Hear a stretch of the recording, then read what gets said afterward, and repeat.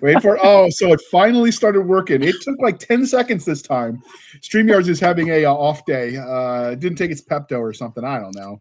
That's Anyway, okay. Start at the top. wait for it. We're live. Hey, you crazy sci-fi and fantasy fans. It's time for your daily dose of shenanigans over here at the Blasters and Blades podcast. Just a couple of nerdy veterans, a Stabby chaos coordinator, and one chief Shenanigator, geeking out over our science fiction passions and fantastical fantasies. A place where magic is king, the sky is the limit, and space is the place. We are the podcast that puts the fun in dysfunction. So without further ado, we're going to let our guests introduce themselves to our listeners and viewers at home. So we're going to start with Miss Jana S. Brown, who sometimes cosplays as Jenna Ray. Yes, I'm also Jana S. Brown, who's been really amused by the fact that we ended up with panelists that were all J names, which doesn't happen very often. Rarely do we have a panel that everybody starts with the same letter by any stretch of the imagination. And it always strikes me as an editor, because it's one of the things I do with clients when they come through, is I make them make a list of all the proper nouns in their books. And if they have something that you're using over and over again, I make them change it. So, all right, guys, who's changing their name? Because I'll be all Bob these days, today. I just... All right, Bob. So I am Jana S. Brown. I also write under the pen name Jenna Ray. That is where you will find all the weird and the wonderful, sometimes with smoochies, always with things that go boom or get stabbed. All right, Jana, this is for you. All right, next we have the outlaw author himself, Mr. Jesse James Fain. Hi, everybody. I am Jesse James Fain. You'll also find me as Tyrus Drake, depending on if you want your gratuitous violence with gratuitous sexual themes or not. If you don't want that, then stick to Jesse James Fain. If you do, then Tyrus Drake will be your home. I write sword fights, fist fights, gun fights, anything that I can pack some kind of fight into, because I practiced a lot of that in real life, and that's what I like to write about and what I like to do. Oh, freaking standing. The problem when you write about what you know in real life is then you'll get some idiot who's going to be like, that's not how it works in the real world. And you're like, au contraire. And then it becomes the issue of, do I write what I know is right or what the audience will believe is right? Because sometimes the audience is wrong. Oh, and sometimes you do it. The fun one is like, well, why would we listen to you? You're out of shape. And it's like, dude, I'm halfway to 40, man. I don't get in brawls no more. Like, yeah, like you think like I just mystically like old men still remember how to kill people, bro. I hate to break it to you. Like, we all get old, we all get heavy. Like, the knowledge is still there. I guess he was trying to tell you this is no country for old men. I mean, you know, some of us still got it. You know, not like everybody, but whatever. Yeah. Hey, I ran 8.5 miles today, so... Oh, freaking standing. So, speaking of 8.5 miles, Jordan, why don't you introduce yourself to the listeners and audiences at home? Hello, everyone. My name is Jordan Campbell. I write a little bit of everything. I've done a couple of horror stories. I've done a couple of fantasy stories. I've done a couple of science fiction stories. I've done some slice of life. And I'm 25,000 words into a novel where, to use my elevator pitch, descendants of King Solomon have superpowers, and they use their gifts to fight cultists and the demons they try to summon onto our planet. Outstanding. All right. So, now that we got that out of the way, since we have changed it up on our panel, so religion questions will be tailored to the topic at hand, and since today's episode is talking about necromancy, because even death can't stop us, especially if you have to be at work on Monday. You saw RoboCop gets killed on Tuesday. They still want him to work Wednesday morning. It's true. Never actually saw RoboCop. What? I'll buy that for $1. Go on, keep going. Anyway, so first, where did you first experience the concept of necromancy, Jana? Okay, so because I'm even older than Jesse is, my first one was Walt Disney's very first silly symphony, which is called The Skeleton Dance. And it's a thing that we have to watch every fall. And when we're recording this, it is fall. I'm not sure where we're going to put it out, but it is fall. And so I have to watch it with my family. And it is skeletons who come back to life and they dance around the graveyard. And it has a lot of, wacky things that are out of Walt Disney. And the skeletons do summon each other. So the first one shows up and then he goes through a whole summoning ritual to summon the other skeletons so that they can have a skeleton dance. So I would say that was my first one, and that would have been many, many moons ago. So Jana, did you watch the original version or the edited version? Because the original version, parents complained because it scared the ever-loving crap out of their the kid base, and they were like, nope, we got to tone this down a little bit. Are you kidding? I'm a kid of the 1980s. I watched the original version. You can't scare me with a bunch of skeletons. Are you kidding? Did you know who to call, though? That's why. Absolutely. Ghostbusters. Absolutely. They showed up in the latest anthology that I'm putting out. I had to explain, why it was I like gargoyles, and a lot of it, Ghostbusters, the big gargoyles, that's the thing. I'm just saying the world was safer when we had cathedrals with gargoyles guarding them. I mean, the fact that we stopped killing them and the world got a little more dangerous, I'm not saying they're linked, but I'm not saying it either. So, Jesse, when did you first encounter a necromancy? It would either be Lord of the Rings or David Eddings' series. I don't know. I kind of bounced between the two books back and forth, so I'm not sure technically when in each story we actually hit necromancy, depending on your definition. But it would have been one of those. It would have been very early, probably 8 or 9 when I was reading those novels. So that was my. Which Eddings was it? The Milorian and Belgariad? Both. I ended up reading both. I was done with both before I got to high school. So. Okay. Did you like any one of them more than the other? Honestly, I think the ring wraiths are really cool, and I count them as necromancy. I count them as a advanced undead. And I love that concept of the undead servant, be they vampire or lich or ghoul or white or whatever it might be. Okay, I actually first discovered the concept of shifting into another creature when the grandfather in the Belgarion series turned into a wolf.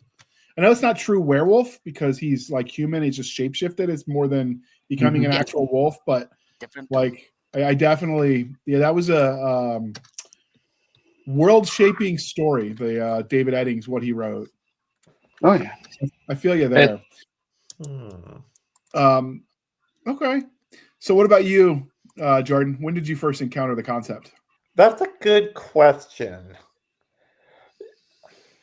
Now, we're talking strictly resurrecting a dead soul. We're talking about however you envision it. Okay, that's a good question because I watched a couple of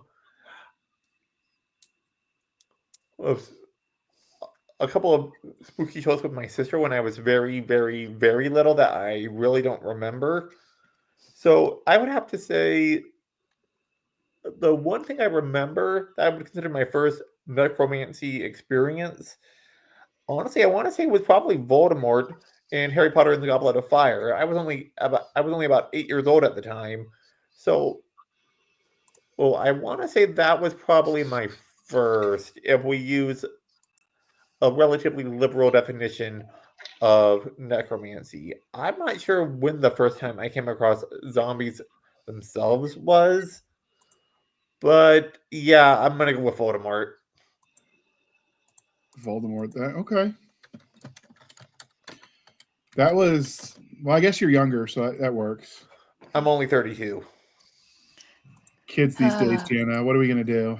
I don't know. I'm gonna sit over here and feel old and eat the rest of my pumpkin cake because I'm old enough that I can have pumpkin cake anytime I want. Yeah, I mean it is PSL season, so you will not hear me complaining. Okay, and so for me, actually, it started. I was wandering in the graveyard at night, and I saw some strangeness, and okay, I'm joking. I think probably watching the D&D cartoon was probably when I first experienced the concept. I mean, I probably saw undead because depending on your definition of what necromancy is, I've seen undead and other things, but when I first realized, hey, somebody's got to raise these undead things back up, was probably the D&D cartoon. Fair enough. So the next part of that question is, if the power was real, and we're going to assume that it's not for purposes of this question, and you had access suddenly, would you use it, Jana? No, dead things should stay dead. I wrote a whole book about this, about dead things coming back and what the god of death thinks about that. And the answer is that dead things should stay dead. All right. Dead things should stay dead. You've made that a definitive answer. Yep, Jesse? Yep. Absolutely. No, this is one of my favorite magical schools. I love playing with the concept. I love getting super inventive with necromancy. I really get fascinated by stories that do the subject well, that break kind of the standard tropes. So yeah, if I had the ability to learn the necromantic arts, absolutely. I'm not going to be flooding towns for no reason, full of zombies, but who hadn't lost a pet and wanted to keep them? You know what I mean? There's a whole movie about that. So Stephen King? Yeah. Yes, you start flooding towns and I have to smite you, so. Yeah, no, we're not flooding any towns, but there's a lot of problems. I'm a big fan of the fight fire with fire theory being expanded, and there's a lot of problems that you can, a lot of bad guys you can fix by all the skeletons in their basement, literally. Okay. That's dark, but I'll allow it. Jordan?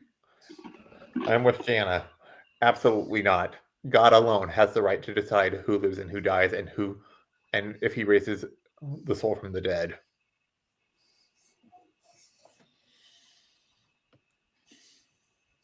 Yeah, okay.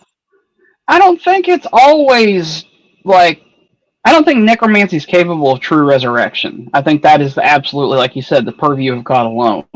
I'm just borrowing the physical leftovers. I can't argue that. Okay. We're going to have to dive into that one deeply after we get back. But that sounds like something Milo Anderson would say. Who? Milo Anderson, Monster Hunter International, Larry Korea. Yep. You add that to the show notes. You said Larry Korea wrote it? Mm-hmm. Monster Hunter International was his big one. Okay. Yeah. I know who Larry is. I just haven't read any of his books. I've been busy. And he writes a lot, and I can't afford to keep up. That's fair. So, especially when you're doing audiobooks, it gets expensive. Yeah. So, I would definitely use it. I mean, I could think of some places where it could be useful, if nothing else. I mean, think about all the empty minefields left from every war. If I could just send an army of the undead shuffling across, I mean, there'd never be a minefield left. Boom, problem solved. Boom. Boom, problem solved, literally. Right? And in my head, I was picturing Rico from the Penguins of Madagascar. Kaboom. It's like he's the quintessential combat engineer. It's never a problem that a little bit of explosions can't solve. Mm-hmm. So I'd probably use it, but I'm with you on that one, Jesse. Is it really truly resurrection? Because are they really them? I think that really depends on the lore of the universe in which it's occurring. Yep. Because in some, yes, some no. I mean, you've got some of the zombies where they're just, reanimated, whatever. And in others, like iZombie, where she was a mortician or whatever, but somehow she maintained her humanity. So I think it really depends on the paradigm in which you're playing, whether they are them or not. But then you get into the whole existentialism, like with, who was it? The guy that worked the teleporter in Star Trek. Are you really you when you go through the teleporter? When they reassemble you on the other side? Bones? No, it's not Bones is the doctor. Who is it? Scotty. Well, no, but Bones is the one that makes the argument about it because his whole thing is that if you're getting blasted to pieces, which is why he wanted to be taken back and forth in a space shuttle the older that he got. But Scotty talks about it too. There's a lot of thought about that. Or, are you being destroyed and then reassembled? And in that case, are you really you? And how many problems did the teleporter solve with what was in the pattern buffer? Ship of Theseus. Yeah, and then it's the transhumanism is an interesting question for another day. So instead, we will move on and we'll ask the most important singular question we ask on every episode. And we're going to start with you, Jana. I know what you're going to say, but I'm going to ask you anyway. We are civilized human beings here at the Blasters and Blades podcast. We are no longer knuckle-dragging troglodytes. So, coffee or tea, and how do you take it? All right. Do you know that the answer is that I love my Dr. Pepper? It big hearty faces, but it is also now cold here in Utah. So I do like drinking tea in the morning, and I mix Tazo has a has one called Passion that's a very fruity, nice tea, and then I get blueberry tea and I mix those two together and steep them and get the big chunky rock crystal sugar or honey because I like those the best, and you don't need nearly as much. And so I will have tea in the mornings because it gets really, really cold. But I like herbal teas, so that's my favorite for it's getting fall and it's getting cold. Okay, that's interesting. I would have never blueberry tea, huh? Yeah, it's blueberry and passion fruit together, and it's very, very nice, very, very fruity, but it's got some nice sharp bitter notes to it too. So I like it very much. The blueberries taste like blueberries, and the schnozberries. Schnozberries. All right, Jesse. I am not a coffee or a tea person. I've explained that fairly enough at this point. But I do hot chocolate, and hot chocolate is definitely my warm drink of choice. It's pretty much the only warm drink I actually drink. What about like hot apple cider? Waste of good apple cider. Oh, them's fighting words. Okay, all right, Jordan. Well, to be perfectly honest, I'm not very fond of hot drinks in general because, in my experience, they get cold really fast. And even though I'm very fast at eating and drinking my food, but if you had to put my feet to the fire, if you'll excuse the pun, I would probably have to agree with Jesse. A nice mug of hot chocolate. I won't say no to hot cider, but I do see that cider gets cold very quickly unless you chug it down and then you scald the roof of your mouth. But in general, if I had to choose a drink in general, give me a tall glass of milk. Okay. Well, we are recording this in the middle of October, and we'll be airing it shortly thereafter because we had to reschedule a few times. Life happens. So we're smack dab in the middle of pumpkin spice latte PSL season. So for me, that's what I'm going to say. I like the way hot apple cider smells. I wish I liked the way it tastes, but every time I smell hot apple cider or mulled apple cider, those are two separate things, right? I think basically so, the same yeah. thing. I mean, I'm the same way with coffee. I love the way it smells. I don't like the way it tastes. So I love pumpkin spice latte. I allow myself one a year because I can't afford the calories, but I love the way it tastes. I just love it. I go basic white girl on that one. So yeah, it's that. I love the way hot apple cider smells, and every time I smell it, it just reminds me of like the fall.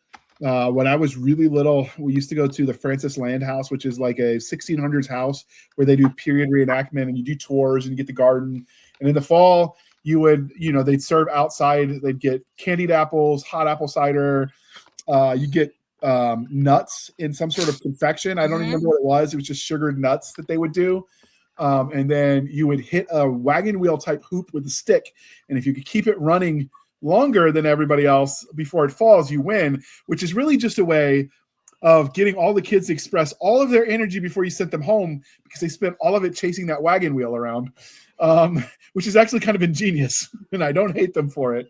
But we used to do tours of that, and I always I associate the smell of hot apple cider with those fall days we spent there, learning about what life was like for the pilgrims, essentially. And it was kind of cool. And of course, they're wearing their period clothes, which don't look comfortable, but they swear it breathes and it's more comfortable than it looks. So, I'll take that. Although we know Jana would not go back and live in those times, as cool as those outfits are, because they don't have Dr. Pepper. So she would die. They don't have Dr. Pepper. It would be bad. Or air Not to mention, conditioning. I'm old and I'm just not built for those times anymore. You like your air conditioning? Well, there's air conditioning. There's a lot of modern conveniences that I'm really fond of. Also, modern medicine, because without modern medicine, I would have been dead multiple times over. So I wouldn't have made it very long. I mean, well, I say that I probably is true for me as well, but without the modernity that caused my issues, I wouldn't have been close to death either, because the war kind of caused my health issues, and war was a little bit different back then. So I'm less likely to get blown up that many times. Yeah, instead you'll get stabbed. True. This is And true, bludgeoned but stabbing's a little bit more starved straightforward and- to steal from. Well, and I also think it's a little bit easier to get good at not being stabbed than it is to get good at not being blown up, because blowing people up's a lot easier than stabbing them. There's also the question of the size of the bullets. The bullets they had back then were rather substantial. They just didn't move as fast. I mean, 75 caliber was not uncommon in that era. Of course, if you're talking 1600, we're talking matchlock and flintlock. But even then, they had some substantial rounds. It just didn't have as much of a punch. So if you got really fast, if you could be all Usain Bolt, you might actually outrun the bullet. So there's that. But again, I do like the creature comforts. So, and they would also probably stone me for being a heathen or something. So I'd probably be in trouble. You talk about the Norse gods once, and suddenly they want to light fires and burn you alive. Just got to be in the right location, man. Location, location, location. And this is the part where I mentioned that my family was that I'm descended from the Putnams, and yes, that was the Salem witch trial branch. We checked. Okay. Well, that could be another topic for another day. They'll add that to the list right up there with the great Dr. Pepper, Mr. Pibb SmackDown episode. There's no SmackDown. It's just that Mr. Pibb is evil and should be destroyed. Have you seen the great rap battles that they used to do on the YouTubes where they get like historic figures? Yes. We should do one for Dr. Pepper and Mr. Pibb. Somebody should do one. That would be hilarious. I wonder. Battles of history. Exactly. All right. So now that we're out of the way, I'm going to pause. We're going to pause for a moment while I shamelessly show for the man so we don't get distracted and we can jump right into talking about the topic that brought us here. So we're going to roll that beautiful bean footage. What will you do when the world goes belly up? Will you paint stripes on your cheeks, grab your flaming guitar, and enjoy the glorious post-apocalypse party? Or will you gnash your teeth and wail at the loss of civilization? Either way, we've a story for you. This post-apocalyptic collection has 15 great stories, each with its own spin on our future. Dive right into From the Ashes, a Bayonet Books anthology, before the future becomes now. I want you to know that when we released that anthology, when we put together the concept, the idea that the post-apocalyptic might be the future and current events was not so real. So don't blame me that reality chased us. All right. I just want you to know that it's not my fault. And with Didn't that do out it. of the way, Nobody saw you. that's right. Thank you for sticking with us for that commercial interlude. But let's dive into the topic of necromancy, or otherwise known as, because even death can't stop us from paying taxes. So what is necromancy? So quick dictionary definition. Necromancy is the supposed practice of communicating with the dead, especially in order to predict the future, or the sorcery or black magic in general. I don't agree with that definition, because talking to the dead and raising the dead, I think, are two very separate things. And I don't know that I agree necromancy is talking to the dead. I don't know why the dictionary says that. Does anyone else have what they would think would be a better definition?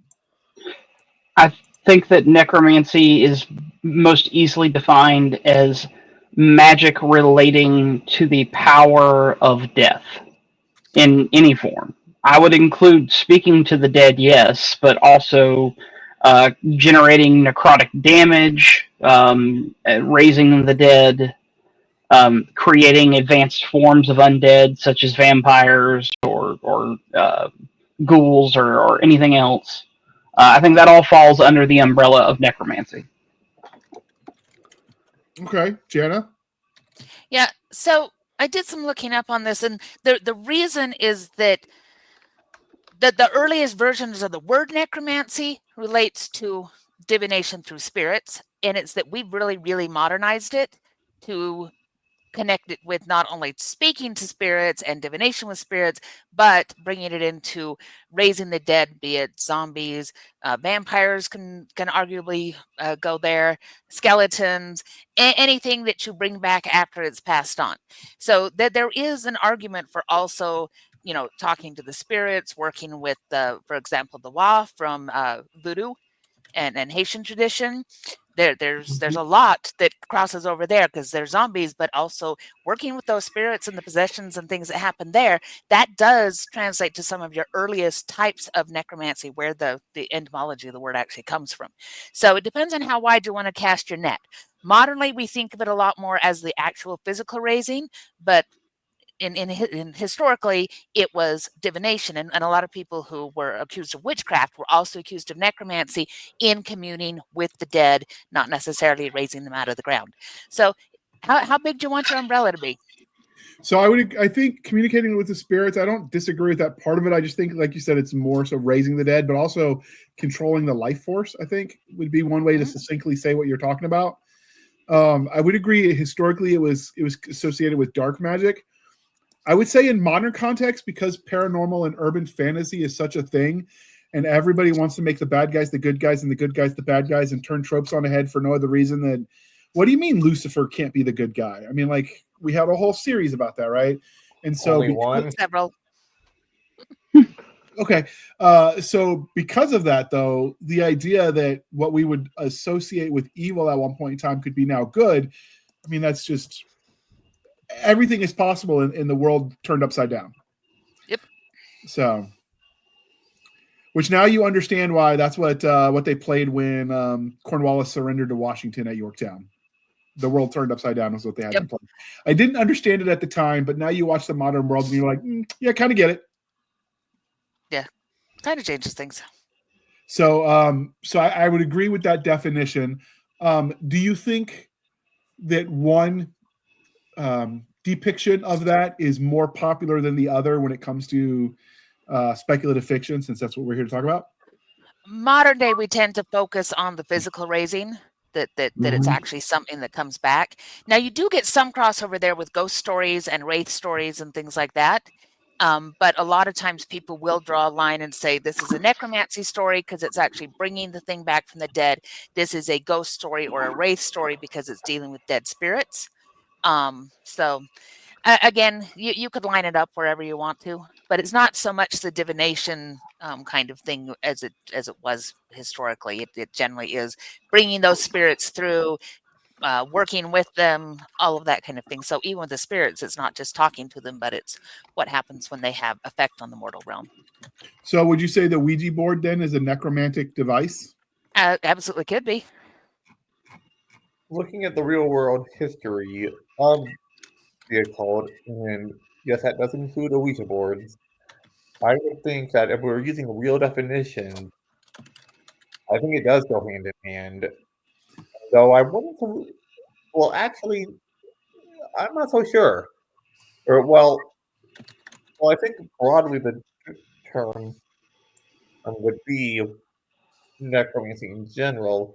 When it comes to communicating with the undead or with the dead, my religion does lead me to draw this conclusion, but these aren't departed souls people are speaking with. They're demons masquerading.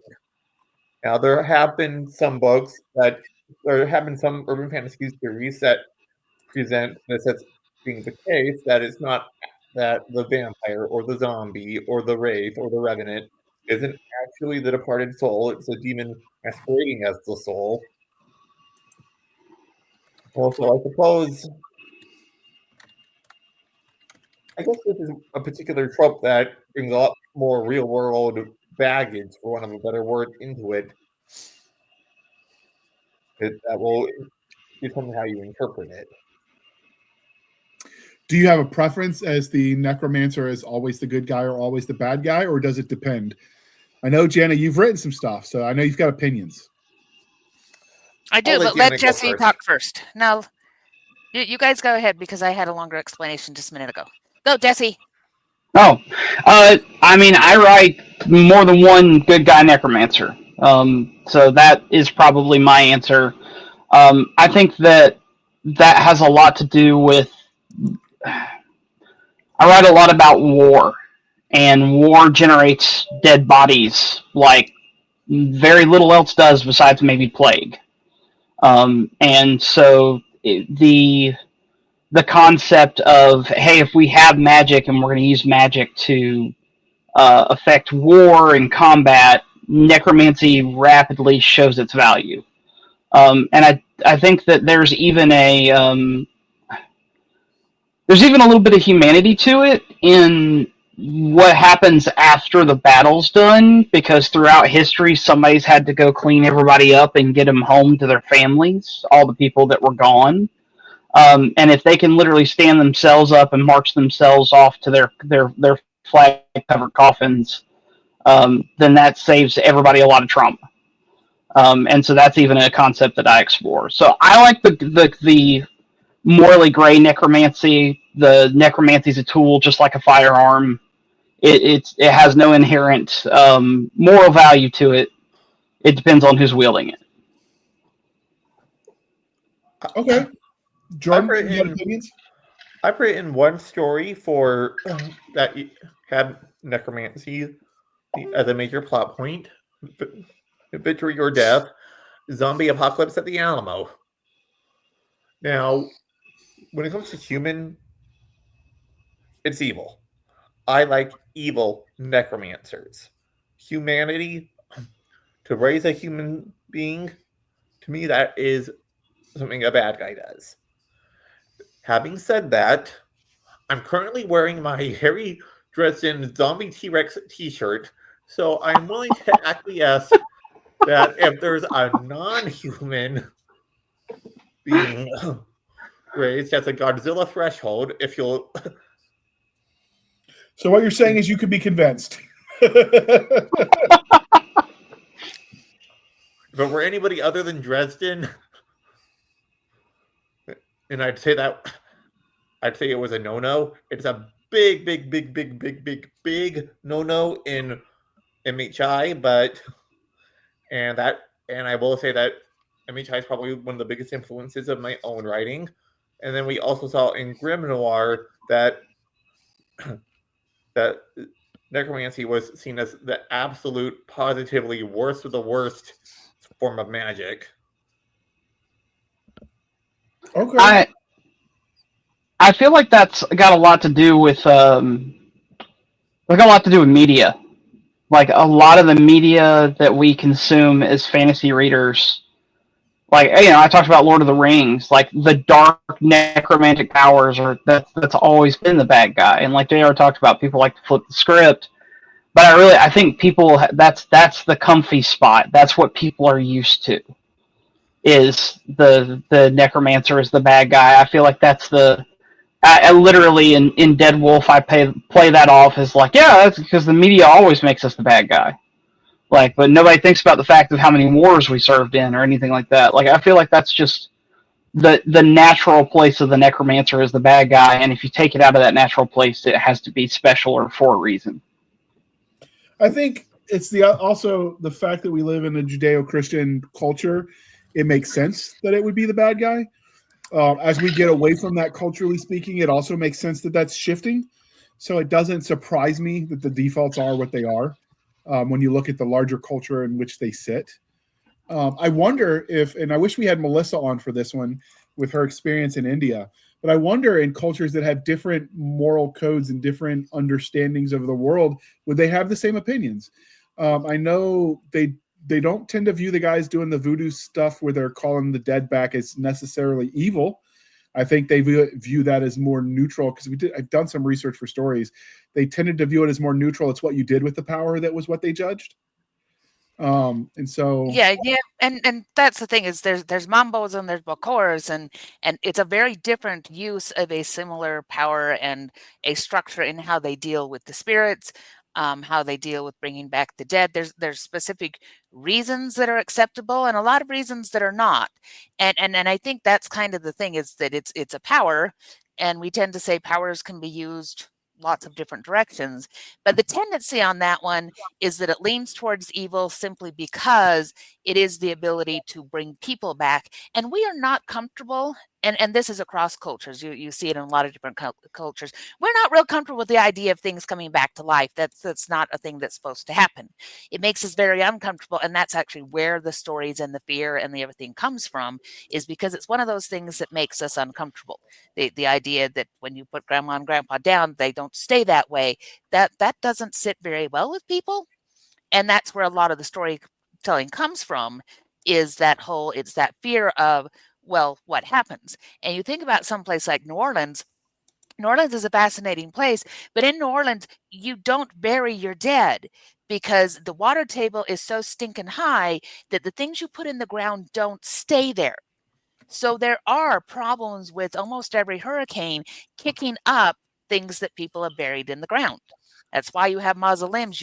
You put your respected dead in the tomb, not in the ground, because the water will just bring it right back to you. And so a lot of the stories that come out of there are connected to that history of what you bury in New Orleans doesn't stay down. And we get lots of stories and lots of different cultures depending on, what are their rituals around death, what are their rituals around things that come back. And so that's why the necromancer is always kind of in this funny gray position, because there are positions within those cultures where it's respected, but it usually has limitations around it as to how far are you allowed to go before now you're crossing into black magic. Uh-oh, Jesse fell down. Uh-oh. He's being censored, man. They didn't want to talk about the true secret of the necromancers. Yeah, I see the value in like the fear of bringing things back. And there he is. I get the basic human fear of if the dead comes back, but I also get the other side of that, is at one point in time, the other fear was they might bury you and you're not really dead, right? So there's a little bit of both, which is where the concept of some of our fear of necromancy comes from, because what if you're just passed out, and with medicine not being what it is, and you wake up and they're like trying to bury you, right? Like, yeah, what happens when they get it wrong? Right. They actually used to build special caskets with strings tied to bells. That's where the graveyard shift precisely this comes reason. From. Is the person that would sit overnight at the graveyard and listen for the bell. There's been some historic in the 1900s. They got it wrong in Mexico, and the guy was buried and he wasn't dead, and he sat up at his funeral, and somebody shot him, so then he was really dead because they thought he was coming back to life. We laugh about that now. Probably he wasn't laughing when he died again. No, it's the first time, but I get where the basic fear comes from. I also can see from a storytelling aspect the utility of the concept. So now the question is if you're reanimating the body, are you reanimating the spirit? I've seen one way where they did, in fact, reanimate the spirit. Have you guys seen the Dungeons and Dragons movie, the new one that came out? Mm-mm. One of the things they're trying to track down this special widget. I don't even remember what they were looking for. But so they're going to the battlefield where this large battle happened, and they're resurrecting everyone, trying to ask them questions to track down this missing MacGuffin. And they had 3 questions, and then the guy went back to sleep, was the gimmick. Yep. And they got it right in one. Speak with dead is the spell. Right. And so then they just leave this guy because they got what they wanted in 2 questions, and now he's just stuck in limbo perpetually because they didn't ask him the 3rd question, and they just walk away. And so, it was played for a gimmick as a joke, but if you think about it, if he's really pulled from his eternal slumber, that's kind of cruel. They just left that bro hanging for all eternity. Right, so it's I don't know, it's a dual-edged sword. I think it adds for some interesting complexity to a story, though. Well, and that's another one of those things. I hate to keep harping back to the exploration of concepts is really important. So at the same time, that guy's stuck in limbo. But in my version, it wasn't 5 questions; it was 5 minutes. The necromancer could reach beyond the veil, grab a newly dead soul, and smack it back in to the body for 5 minutes and let it talk. So that gives, especially in the event of something like a violent death or a sudden death, a heart attack, that's 5 minutes that you would never get. That suddenly you're gifted back. That a wife gets with a husband. That a husband gets with a wife. That you get with your parents. Hey, where's the keys? Where's your will? That's 5 minutes that you would never have. So, there's exploration of concepts there is really, I feel like, really important. They did some of that in the early Anita Blake books, because she was a necromancer and they had rules about who she could raise, how long they could be raised, what discussion points could be had, and then she always had to put them back when she was done. And that was her job. And it was a legal system that said this is what necromancers are allowed to do. And if you operate outside of this, then you A, lose your license, and B, you might be executed. But she had scenes like that where it is that the reason we are going back is because there is a question of a wife and a mistress, and we need this answered, and we're going to go right to the source, even though the source is dead. And there were a couple of others that were like that, where it was estates and things like that, where they couldn't figure out the answers without it, and so she would raise the zombie, get the answers, put them right back down. So there are some interesting ways to play with it that are not, again, just evil because, but you have that it is a power that could be so easily used in a very, very negative way that we do have to kind of figure out where those lines are.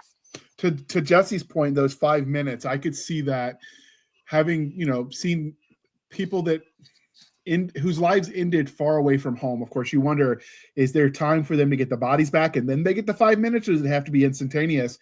And then, of course, my mind instantly goes to army mode, and I'm like, yeah, because even death can't save you from CIF. You still got to go through Central Issue Facility and turn your gear in. But yeah, I could see that being a final goodbye. I know some people are trying to do that, where they're programming AIs to communicate with, it's not really them, but to mirror their speech patterns to fake. Oh God. It's not the same, but it's that same instinct that gets people doing it. It's the same reason people don't erase the number of their dead friends from their cell phone memory book, because until someone else takes the number, they're going to listen to that voice message over and over again, because for that 5 seconds, that voice is there until somebody else gets the number and it's gone. But it's that same instinct. FYI, those can be retained as on an audio file for CD or on a computer or anything like that. For anybody that is just so happens to be dealing with that. I worked for a cell phone company for a while, so I know that you can do that.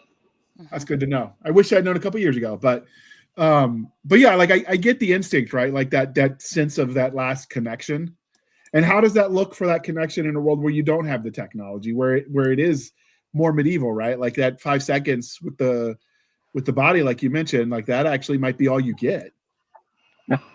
And that's the hardest part is if you live in a world where, and when I was younger, cameras weren't ubiquitous. So like we weren't taking pictures of everything. So, as you get older, like the memories fade. You can't necessarily remember what they look like, or even sometimes what they sounded like, just that it happened. And so, that 5 seconds, that might be the thing for you, right? Like I get that. I didn't expect to go there. That was kind of profound, Jesse. I like that. I might have to use that in the story.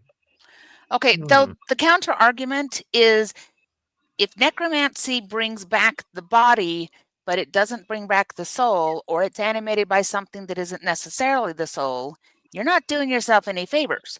And The Monkey's Paw is a really classic short story about that, where it's that person who... But I don't know what it is. It's a story about a person who desperately wants to see their dead, I believe it's a dead spouse, and I'll have to double check because it's been a while since I read it. Nope, it's It's the dead child. It's a child. That's what it is. Anyway, so they go through this whole thing, and they end up with a talisman that is a monkey's fist that's clutching a thing. And they go through the process and everything else, and what comes back is bad. And they know it's bad, and they have to undo it at the last minute, because even though they desperately want this, they realize that what has come back is bad. And Buffy the Vampire Slayer did an episode on that, where Dawn tries to bring their mother back, and only do they realize at the last minute that the thing that is walking to the house, and this is the horror of it, isn't Mom.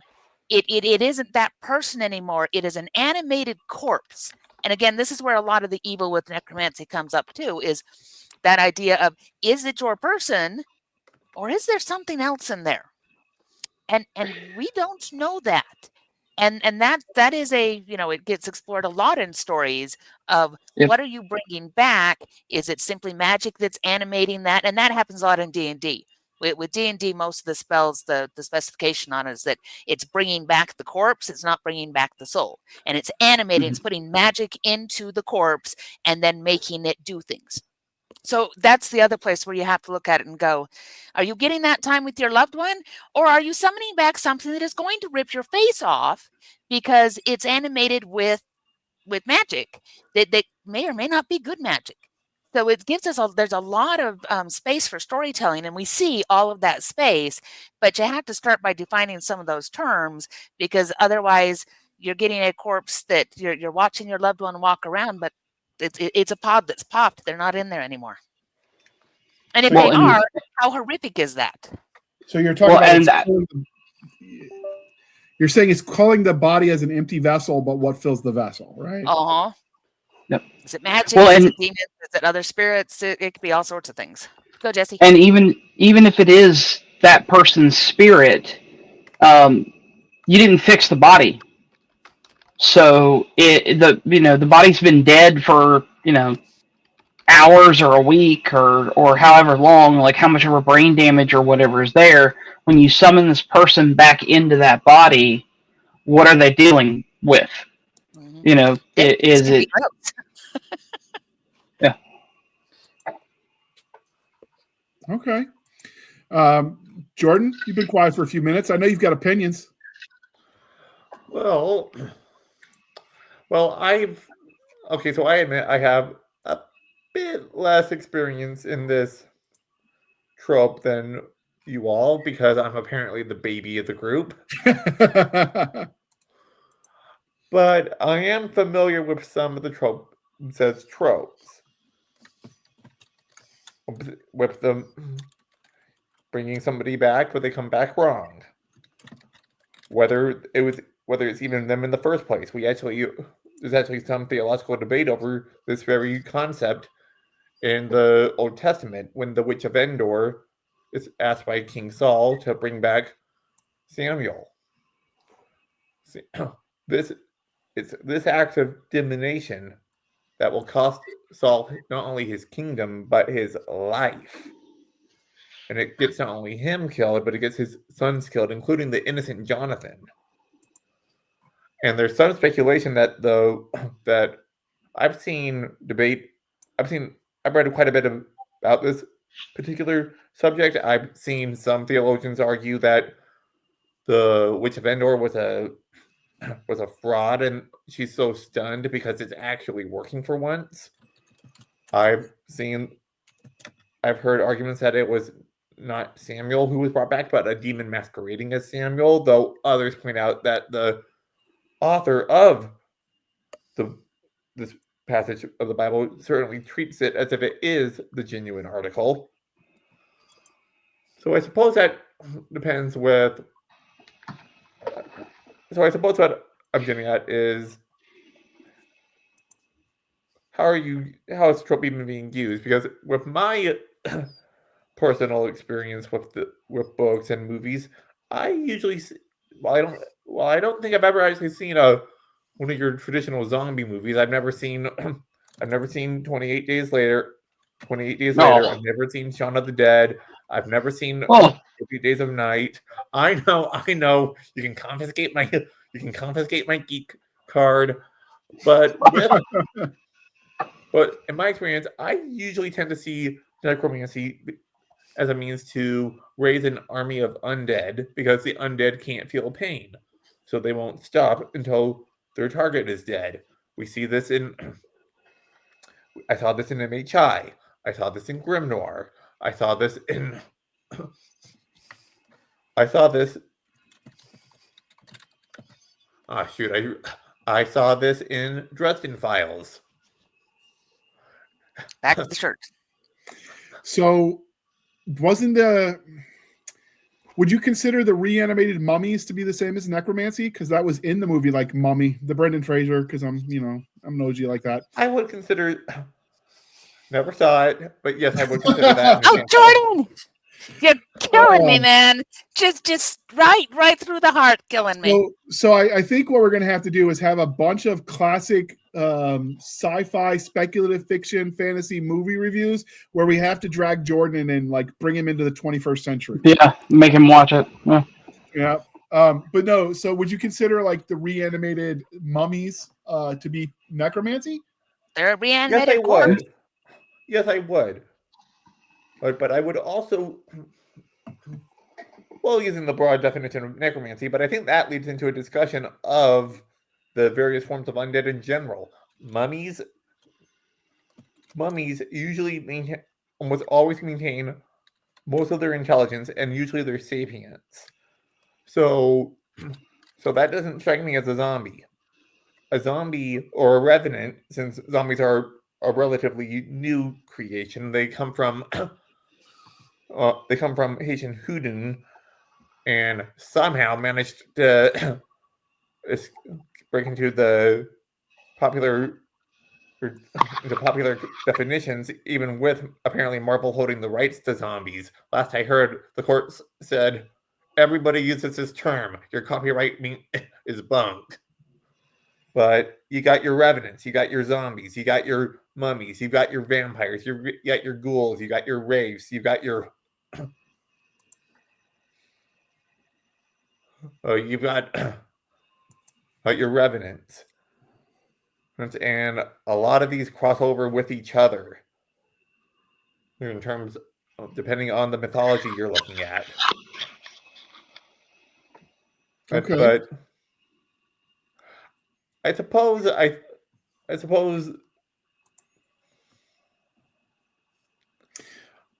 question is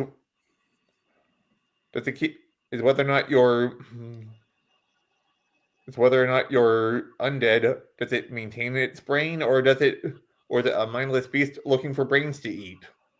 Well, does that matter, Jesse, Jana? Do you think when the necromancy pulls the body back and reanimates it, is it the same person? Does that matter? Does that change the thing?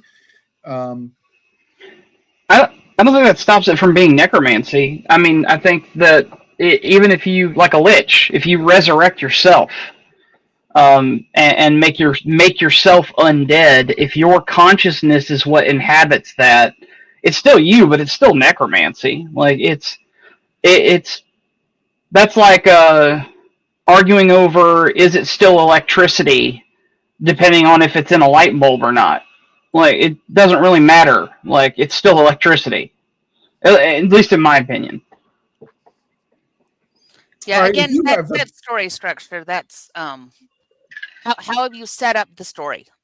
Because that's going to define things. Like say, with Anita Blake, they said, yeah, you get a certain percent of consciousness that comes back, and the longer they've been down, the harder that is.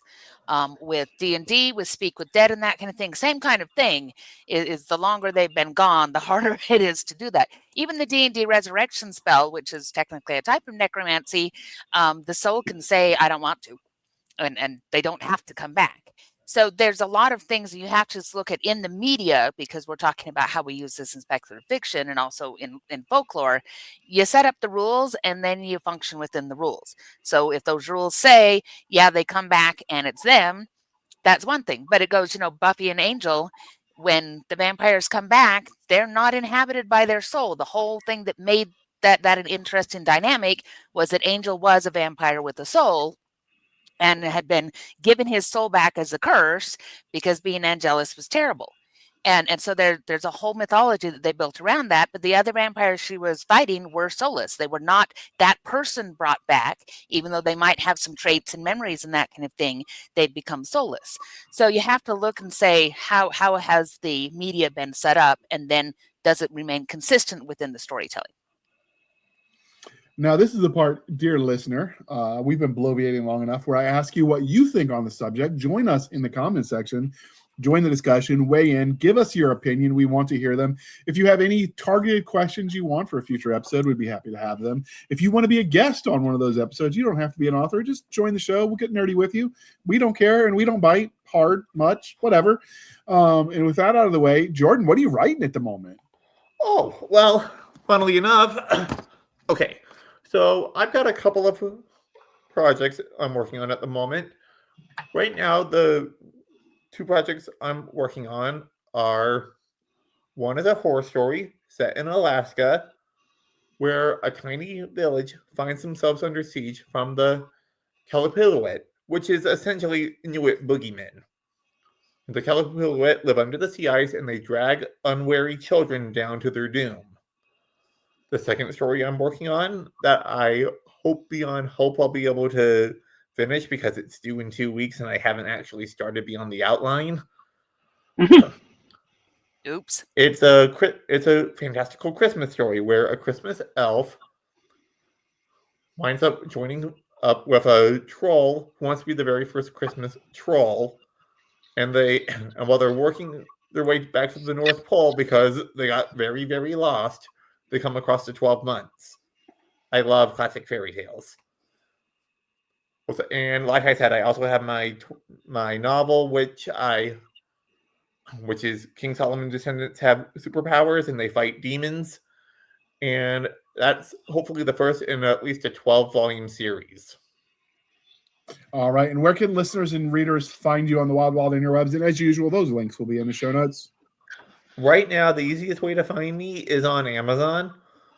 And I've got an Amazon page that doesn't have everything I've had published yet, but it's got most of my stuff. And I really, really, really, really, really do need to get my Substack in order because I've had it for quite a while, but I haven't actually gotten around to making regular posts yet. We all say that. That's one of the things when it was blogs were the thing. Everyone was like, I've got one. I really need to get better at it. Next year will be the year. Now it's Substack that's replaced the blogs, and everyone's like, I've got one. I really need to get better at it. What it really comes down to is you can write more stories and books and short stories, or you can write more blog posts. And sometimes the free content's got to go so you can tell the fun stories. And, pay your editors, because I'm told by Jana that editors like to eat. Yes, we are very fond of eating, and getting paid for doing the editing makes it so that we can eat. Yeah, and if you pay her really nice, sometimes she'll supersize that Dr. Pepper. Speaking of, Jana, what are you writing at the moment, and then how might we track you down on the Wild interwebs? All right, at this moment, you and I are co-writing a lit RPG military fantasy book called the Reboot Series, and it is really, really fun. We do not have undead in it yet, but that doesn't mean that can't happen sooner or later, because when you are playing in these kinds of worlds, that's an easy thing to do. So that is kicking right along, and will hopefully be up for release first part of next year, provided that life does not continue to kick us around in the way that it has done this last couple of months, knock on giant stacks wood. So we're working on that. I've just released with my Opal Kingdom Press imprint, our Fantastical Beast Gargoyle edition goes out on Halloween. So it will be available on the 31st. And that is 10 really, really good stories about gargoyles. Like I say, Ghostbusters, gargoyles, it all works together. And then what else am I working on? There is always something going on. I'm writing a series about the Ash Dogs, who are a mercenary group in an urban fantasy series. And then I am also, my other urban fantasy is with Diana McDonough, who is in New Orleans, and she is a hunter who is ridden by a lost spirit. So that's where I've done my research there. So those are the good things, and I will put a hook in. If you like necromancy, my fantasy trilogy, The War of the Lich, is all about dead things and making them stay dead. And I can be found at linktr.ee/Opal Kingdom Press, or you can go direct to the source at www.opalkingdompress.com, where myself and my various other multiple personalities hang out. At least the one she acknowledges in public. It's true. Like I say, I am the loser of hide and go seek on the internet. It drives my son absolutely crazy because he's like, you have got to be more security minded and not. I'm like, I'm an author. I have to put my name out there, and I can't do both at the same time. So if you look for Jana S. Brown, you look for Jana Ray, you look for Opal Kingdom Press, you will find me. Now, you might not recognize me, but you'll find me. So what your son is telling you is OPSEC is a thing, and what you're telling him is no, making money is more important. Exactly. I want people to find my books and read them. I just know loose lips sink ships, but I want you to know that when I took my OPSEC classes in the early aughts and in the late 90s, we were still watching the videos made in the 70s, but I'll tell you, those spies with their bell bottoms and those afros, I knew to watch out for them because it was the bell bottoms that told me they were spies. Hey, I've seen early James Bond. I grew up on that stuff. You would think the Army and the military in general would update those videos, but no, I bet, I would not be surprised if they digitize those, and we're still watching those same videos right now. And some poor schmuck is watching an OPSEC video with some lady with an afro and bell bottoms. Yep. Who was in Goldfinger at one point, and yeah, right. That's how that worked. They've got VHS. What's a VHS for, Sergeant?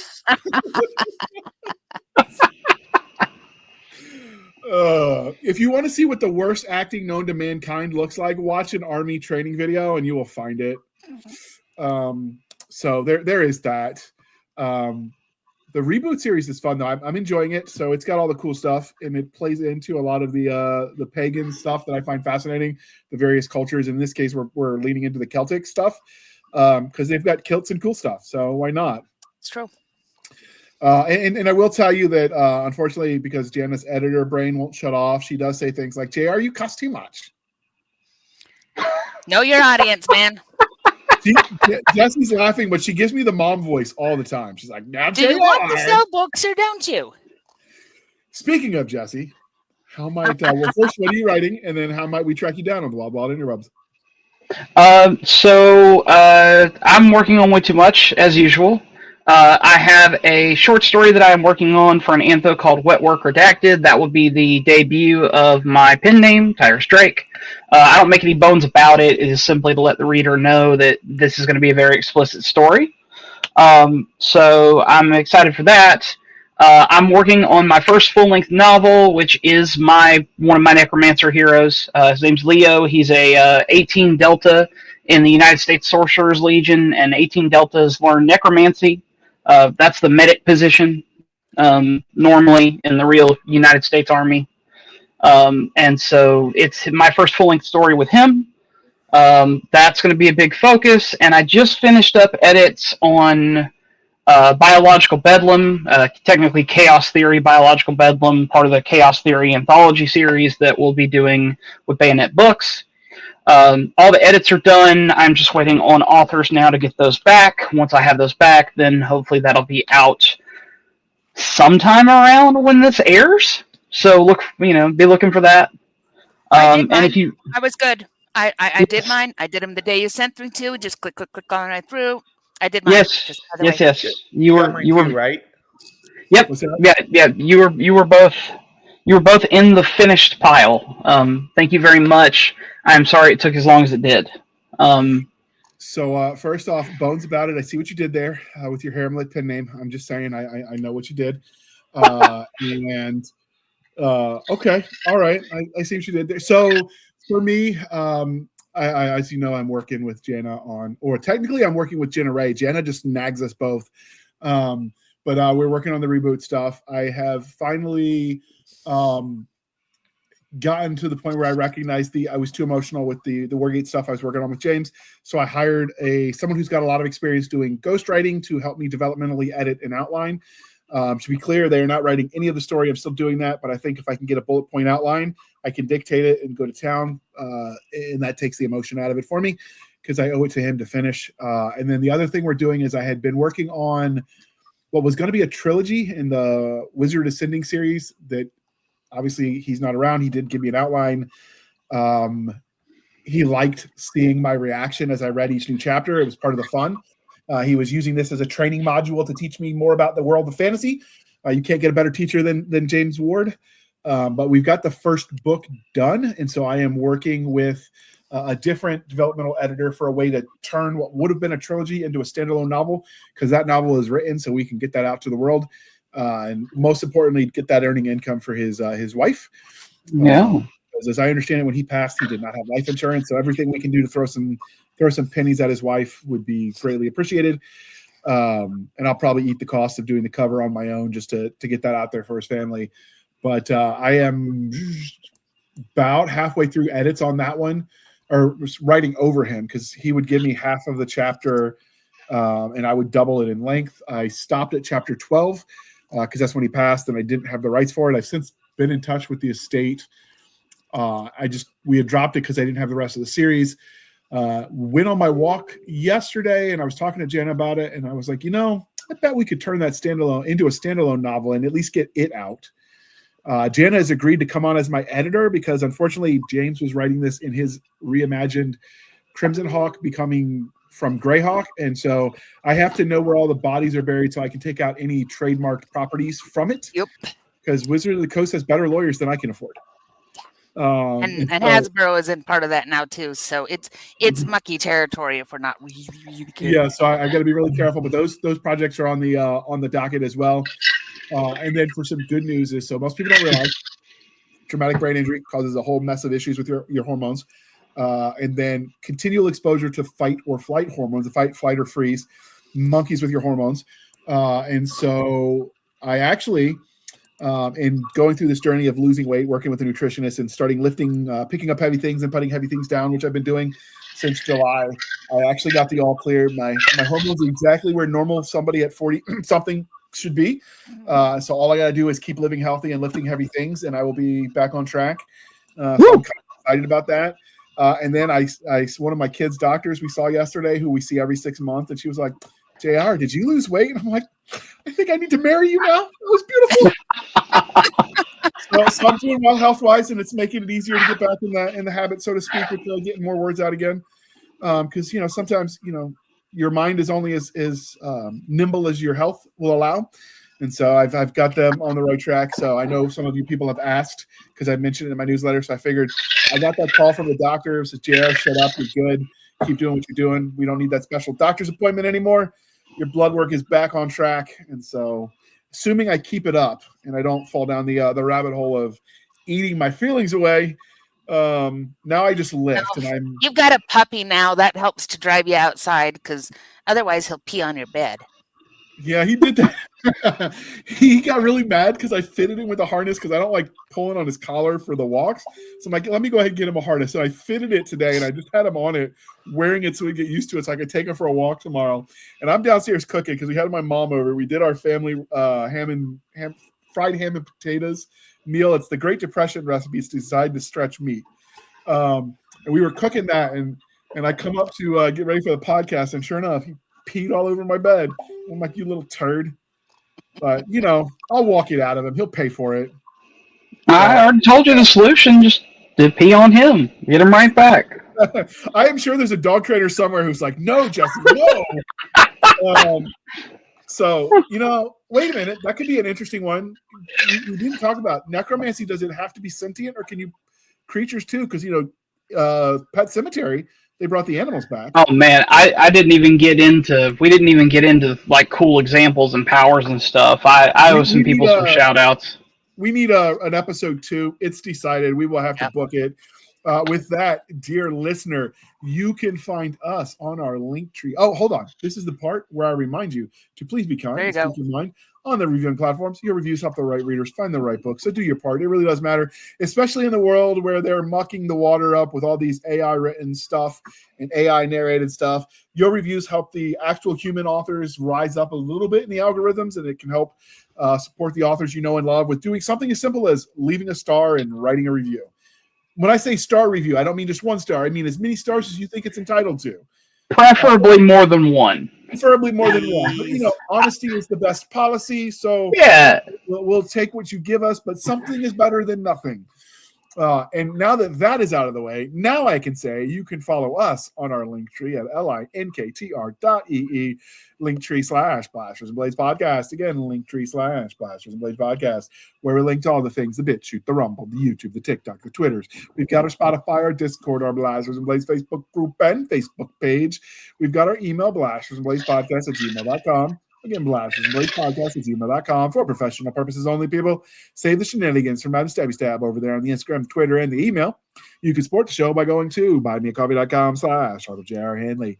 Again, buymeacoffee.com/J.R. Handley. Be sure to put in the comment section that is for the podcast, and I promise I will keep my co-host duly caffeinated. We will drink that coffee brand coffee until it pours out of our eyeballs, and we will swim away on a river of caffeinated goodness. And if we get enough, maybe even we'll send some of that vanilla flavored Dr. Pepper stuff that Jana likes her way. Is it vanilla? Or was it vanilla or coconut or something? It's a dirty Dr. Pepper, so it's coconut and lime. It feels like there's a song in there somewhere, but all Indeed. right. If you want some of that coffee brand coffee, the link is in the show notes. The discount code is podcast Grunt. He's humming it. You get 10% off. We get a little bit of a kickback. It's a win-win, people. And with that, I would like to thank you for spending some of your precious time with us. For my crazy co-host, I am J.R. Handley, and this was the Blasters and Blades Podcast. We'll be back next week at the same time, where we'll indulge our love of nerd culture, cheesy jokes, and all things to go boom. Man, you could tell I'm overly caffeinated today because I was so excited with that call from my doctor this morning. I have been stumbling all over the place. This is probably my worst performing episode as far as my ability to perform like I know what the heck I'm doing. But I had fun, so hopefully you did too, dear listener. Thank you for coming on, Jesse. Jordan, it's a pleasure to see you again for your second appearance on the Blasters and Blades podcast. If you want to see the pleasure. He was on when we talked about his short story in the Deadly Flames anthology. And Jana, as usual, I mean, you boss us around, so you're welcome. And with that's my job. I'm going to hit the end button.